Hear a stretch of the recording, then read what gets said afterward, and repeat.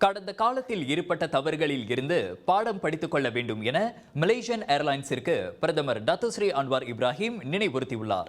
அழகான கட்டிடங்கள் மற்றும் பெரிய அலுவலகங்களை விட சிறந்த நிர்வாகமும் நேர்மையும் மிகவும் முக்கியம் என அவர் சுட்டிக்காட்டினார். 1990ஆம் ஆண்டுகளில் தாம் நிதியமைச்சராக இருந்தபோது மலேசிய ஏர்லைன்ஸின் தனியார்மய திட்டத்தை சுற்றிலும் குறைந்த வெளிப்படைத்தன்மை இருந்ததால் அதனால் ஏற்படும் சாத்தியமான ஆபத்தை உணர்ந்ததாக அன்வார் தெரிவித்தார். மடானி நிர்வாகத்தின் கீழ் சிறந்த நிர்வாக முறையும் தெளிவான தூரநோக்கு சிந்தனையையும் தாம் எப்போதும் வலியுறுத்தி வருவதாக அவர் கூறினார்.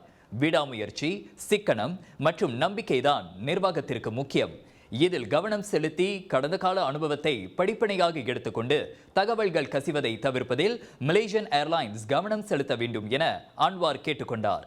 இந்த விமான நிறுவனத்தை முறையாக நிர்வகித்தால் அதன் பெருமையை உயர்த்த முடியும் என்பதை அனைத்துலக சமூகத்திற்கும் நாட்டிற்கும் மக்களுக்கும் நிரூபிக்கும்படி அவர் கேட்டுக்கொண்டார்.